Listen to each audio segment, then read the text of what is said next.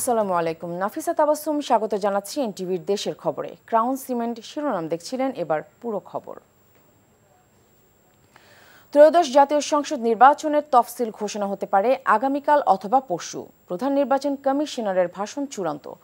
আগামীকাল রাষ্ট্রপতির সাথে সাক্ষাৎ করবেন প্রধান নির্বাচন কমিশনার এএমএম নাসির উদ্দিন।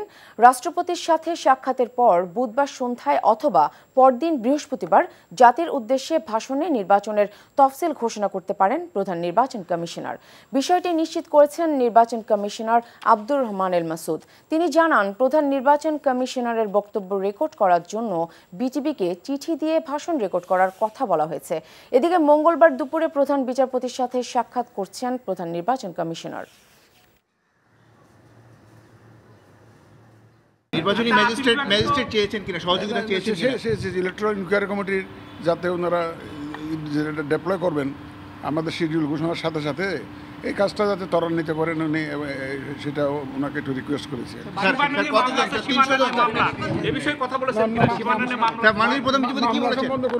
মাননীয় প্রধান বিচারপতি আপনাকে কি আশ্বস্ত করেছেন? না, উনি জাস্ট ইলেকট্রাল কমিটির যে লোকজন দেওয়ার কথা আছে, ডেভেলপমেন্ট আছে, ওই ব্যাপার বলতে ওনারা যথাযথ ব্যবস্থা নিচ্ছেন এবং নেবেন, কোনো অসুবিধা হবে না, এটা ইস্যু করেছেন। আর কোনো মামলা নিয়ে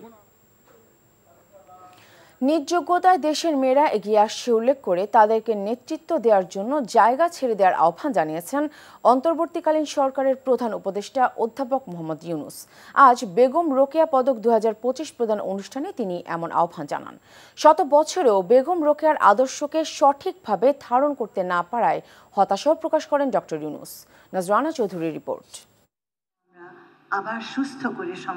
9 ডিসেম্বর বেগম রোকেয়ার জন্ম ও মৃত্যু দিবস। বাংলাদেশ সরকার দিনটিকে বেগম রোকেয়া দিবস হিসেবে পালন করে থাকে।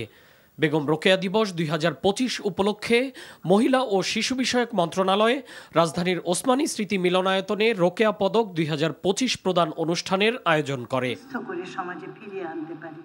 অনুষ্ঠানে যোগ দিয়ে অন্তর্বর্তীকালীন সরকারের প্রধান উপদেষ্টা অধ্যাপক মোহাম্মদ ইউনুস বিভিন্ন ক্ষেত্রে বিশেষ অবদান রাখায় 4 নারীর হাতে রোকেয়া পদক 2025 তুলে দেন।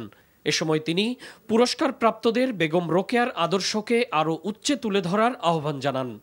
আজকে মনে হয় যে হ্যাঁ, এটা সুন্দর কথা বলছে, সুন্দর কথা না, বিপ্লবী কথা। সমস্ত সমাজকে ঝাঁকুনি দিয়ে পাঠা, কিন্তু সেই ঝাঁকুনি বহন করে নিয়ে যাওয়ার লোক আর আসলো না। এটি হলো দুর্ভাগ্য, আমাদের দুর্ভাগ্য। বেগম রোকেয়ার মতো যেন না হয়। সুন্দর লিখে গেছেন, আমরা পড়েছি, ভালো লেগেছে। কিস্সা খাতুন, ঝাঁকুনি দিতে হবে। এটা কোথাও এক জায়গা থেকে আসবে না, প্রত্যেক জায়গায় জায়গায়। অতীতে বিভিন্ন ক্ষেত্রে নারীদের অংশগ্রহণ কম ছিল, যা বর্তমান সময়ে অনেক বেড়েছে উল্লেখ করে প্রধান উপদেষ্টা বলেন, সে তুলনায় নারীদের সুযোগ সুবিধা তেমন একটা বাড়েনি। এ বিষয়ে সবাইকে নিজ নিজ ক্ষেত্রে বিশেষভাবে খেয়াল রাখার তাগিদ দেন তিনি। মেয়েরা এসছে, তারা যার জায়গায় দখল করবে, নেতৃত্ব দেবে, সেটা অলরেডি গণ-অভ্যুত্থানে দেখিয়েছে। আজকে আমাদের সামনে যারা বসে আছে তারা আমাদেরকে বের করে আনবে। বেগম রোকেয়া যে ডাক দিয়েছিল, সেই ডাক 100 বছর পরে হলো এখানে যেন শোনা যায়। মহিলা ও শিশু বিষয়ক মন্ত্রণালয়কে নারী ও শিশু বিষয়ক মন্ত্রণালয় করার ঘোষণাও দেন প্রধান উপদেষ্টা। নজরানা চৌধুরী, এনটিভি নিউজ, ঢাকা। নানা আয়োজনে দেশের বিভিন্ন স্থানে পালিত হয়েছে মহিষী নারী বেগম রোকেয়ার জন্ম ও মৃত্যু দিবস। দিবসটি উপলক্ষে রংপুরে বেগম রোকেয়া বিশ্ববিদ্যালয়ে জাতীয় পতাকা উত্তোলন ও প্রতিকৃতিতে পুষ্পমাল্য অর্পণ করা হয়। এছাড়া মিঠাপুকুর উপজেলার পায়রাবন্দর গ্রামে রোকেয়ার জন্মস্থানে পুষ্পমাল্য অর্পণ করেন জেলা প্রশাসক। সকালে বরিশালে জেলা প্রশাসন, মহিলা বিষয়ক অধিদপ্তর, জাতীয় মহিলা সংস্থা এবং ব্র্যাক বরিশালের যৌথ উদ্যোগে শহরে র্যালি ও আলোচনা সভা অনুষ্ঠিত হয়। দিনটি উপলক্ষে ময়মনসিংহে জেলা প্রশাসক কার্যালয়ের সামনে থেকে একটি র্যালি বের হয়। পরে আলোচনা সভা ও জেলায় বিভিন্ন ক্ষেত্রে অবদান রাখায় 6 নারীকে সম্মাননা প্রদান করা হয়। এছাড়া জয়পুরহাট, চুয়াডাঙ্গা, শেরপুর ও মেহেরপুরে পালিত হয়েছে বেগম রোকেয়া দিবস।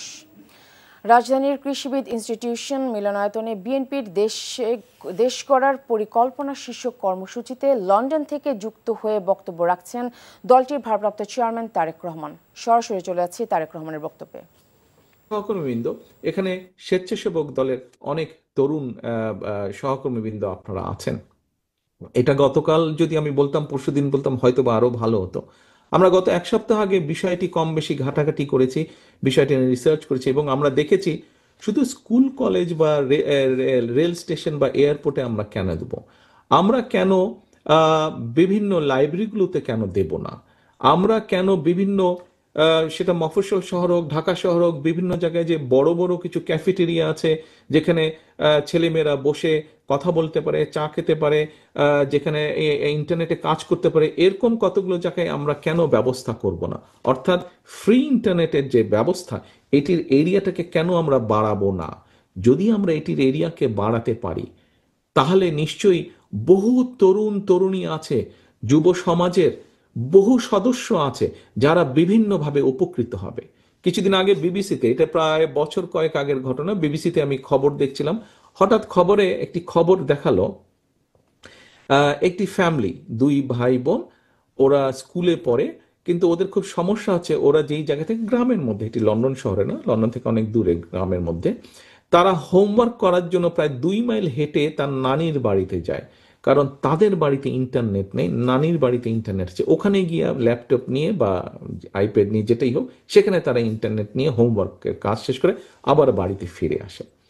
সহকর্মীদের আমাদের দেশেও এরকম সমস্যা আছে, বাট আমরা এই জন্য এটি করতে চাইছি, ফ্রি যে কথাটি বললাম, ইন্টারনেট করতে চাইছি, এই জন্য করতে চাইছি, আমাদের বহু তরুণ সমাজের বহু সদস্য আছে, নতুন ভোটার যারা হয়েছে, ইয়াং জেনারেশন বলতে যাদেরকে আমরা বুঝি, বহু সদস্য আছে যারা বিভিন্ন কন্টেন্ট মেক করে, কিন্তু ডাটার দাম অনেক বেশি হওয়াতে হয়তো তারা অফ করে রাখে, খুব যখন প্রয়োজন ডাটাটা তখন তারা ওপেন করে, আবার অফ করে তারা রেখে দেয়। আমাদের বহু এরকম তরুণ সমাজের সদস্য আছে যারা অনলাইনে ছোটখাটো ব্যবসা করে, বিভিন্ন জিনিসপত্র বিক্রি করে, বিভিন্ন অ্যাড ক্যাম্পেনিং করে, কিন্তু সবসময় তারা করতে পারে না, কারণ খরচ অনেক বেশি পড়ে। এভারকেয়ার হাসপাতালের সামনে আছেন স্টাফ করেসপন্ডেন্ট নাজিবুর রহমান, সরাসরি যোগ দিচ্ছেন আমাদের সাথে। নাজিব, বিএনপি চেয়ারপারসন বেগম খালেদা জিয়ার স্বাস্থ্যের সবশেষ কি খবর আছে আপনার কাছে?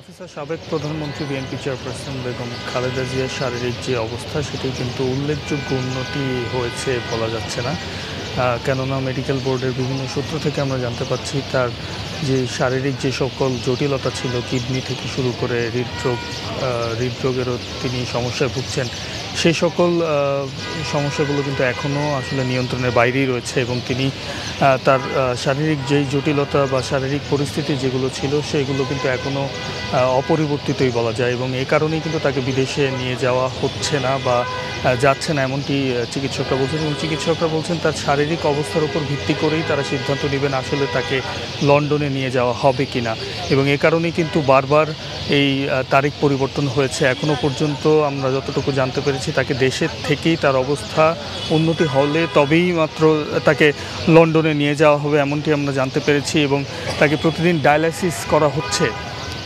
এবং ডায়ালিসিস করে এবং অন্যান্য যে সকল চিকিৎসা রয়েছে সেগুলো কিন্তু দিয়ে তার অবস্থার উন্নতি করার চেষ্টা করছেন চিকিৎসকরা। তবে এখনও পর্যন্ত আনুষ্ঠানিকভাবে চিকিৎসকদের কাছ থেকে আমরা কোনো তথ্য জানতে পারিনি, হয়তো আমরা আজ জানতে পারলে আপনাদেরকে আরও কিছু তথ্য পরবর্তীতে জানাতে পারবো। নাফিসা।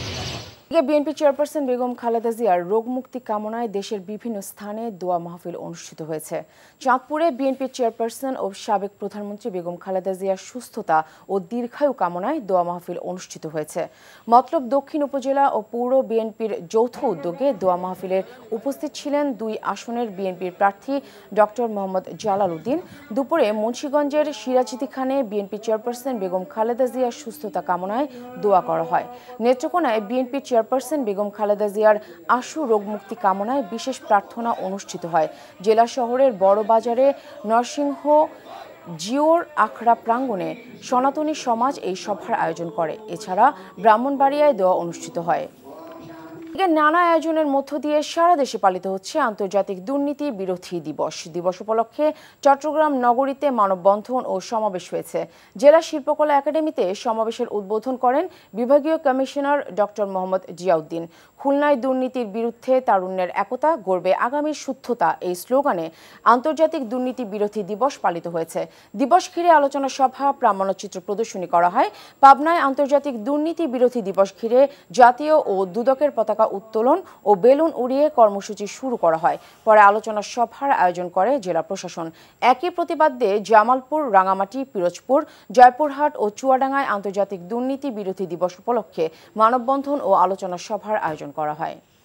ভূমিকম্প ও বিভিন্ন প্রাকৃতিক দুর্যোগ সহনীয় ভবন নির্মাণে করণীয় নিয়ে রাজশাহীতে সেমিনার ও মতবিনিময় সভা অনুষ্ঠিত হয়েছে। দুপুরে RDA ভবনে রাজশাহী উন্নয়ন কর্তৃপক্ষ এই সভার আয়োজন করে। বক্তারা ভূমিকম্পের ঝুঁকি মোকাবেলায় ভবন নির্মাণে BNBC কোড মেনে চলা, পুরনো ও ঝুঁকিপূর্ণ ভবন জরিপ করে সংস্কারের উদ্যোগ নেওয়া, প্রস্তুতি বাড়ানো এবং সচেতনতা বাড়ানোর ওপর জোর দেন। তারা বলেন, পরিকল্পিত নগরায়ন ও শক্তিশালী নির্মাণ নীতিমালা বাস্তবায়নের মাধ্যমে বড় ধরনের বিপর্যয় অনেকাংশে এড়ানো সম্ভব। ভূমি সেটেলমেন্ট অফিসের অনিয়ম দুর্নীতির তথ্য সংগ্রহ করতে গিয়ে সাভারে হেনস্থার শিকার হয়েছেন দেশ টিভির সাংবাদিক দেওয়ান ইমন।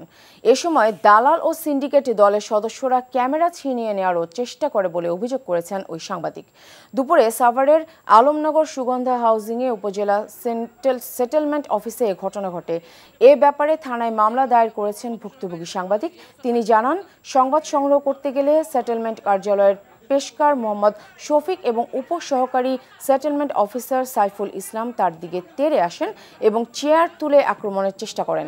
এ ঘটনার তীব্র নিন্দা ও দোষীদের দৃষ্টান্তমূলক শাস্তির দাবি জানিয়েছে সাভার, আশুলিয়া ও ধামরাই কর্মরত বিভিন্ন টেলিভিশন চ্যানেলের সাংবাদিকরা। গাজীপুরের কোনাবাড়িতে PN কম্পোজিট লিমিটেড কারখানা সাময়িকভাবে বন্ধ ঘোষণা করেছে কর্তৃপক্ষ। শ্রমিকদের একাংশের কর্মবিরতি, উৎপাদন কার্যক্রমে বাধা এবং নিরাপত্তাজনিত ঝুঁকির কারণে এই সিদ্ধান্ত নেওয়া হয়েছে বলে কারখানা কর্তৃপক্ষ জানিয়েছে। জানা যায়, গত 7 ডিসেম্বর থেকে কিছু শ্রমিক অযৌক্তিক দাবি তুলে কাজে যোগদান থেকে বিরত থাকে। এতে কারখানার ভেতরে উত্তেজনা, বিশৃঙ্খলা এবং নিরাপত্তাহীন পরিবেশ সৃষ্টি হয়। কর্তৃপক্ষের পক্ষ থেকে একাধিকবার আলোচনার মাধ্যমে পরিস্থিতি স্বাভাবিক করতে চেষ্টা করলেও সমস্যার কোনো স্থায়ী সমাধান হয়নি। ফলে বাংলাদেশ শ্রম আইন 2006 অনুযায়ী কর্তৃপক্ষ 11 নভেম্বর 2025 থেকে কারখানার উৎপাদন কার্যক্রম বন্ধ ঘোষণা করে। রংপুর বেগম রোকেয়া বিশ্ববিদ্যালয়ের ছাত্র সংসদ ব্রাকসু নির্বাচনে ছাত্র শিবির সমর্থিত বেরোবি শিক্ষার্থী পরিষদের 13 সদস্যের প্যানেল ঘোষণা করা হয়েছে, যেখানে আহমদুল হককে ভিপি ও মেহেদি হাসানকে GS করে 13 সদস্যের প্যানেল ঘোষণা করা হয়। দুপুরে বিশ্ববিদ্যালয়ের প্রশাসনিক ভবনের সামনে এক সংবাদ সম্মেলন করে প্যানেল ঘোষণা করেন শিক্ষার্থী পরিষদের উপদেষ্টা সুমন সরকার। সংবাদ সম্মেলনে জানানো হয়, শিক্ষার্থীদের ন্যায্য অধিকার প্রতিষ্ঠায় কাজ করবে এই প্যানেল। এছাড়া আবাসন সংকট, পর্যাপ্ত ক্লাসরুম সহ বিশ্ববিদ্যালয়ে বিদ্যমান সমস্যায় সজাগ রয়েছে এই প্যানেল। আগামী 24 ডিসেম্বর অনুষ্ঠিত হবে বেগম রোকেয়া বিশ্ববিদ্যালয়ের ছাত্র সংসদ ব্রাকসু নির্বাচন। এই ছিল দেশের খবরে। এই খবরের ভিডিও সহ আপডেট জানতে ভিজিট করুন NTV অনলাইন www.ntvbd.com। এছাড়াও NTVর জনপ্রিয় সব অনুষ্ঠান ও খবরের আপডেট জানতে ভিজিট করুন আমাদের ইউটিউব ও ভেরিফাইড ফেসবুক পেজ। 6টায় ইভিনিং নিউজ দেখার আমন্ত্রণ রইল। ধন্যবাদ সবাইকে।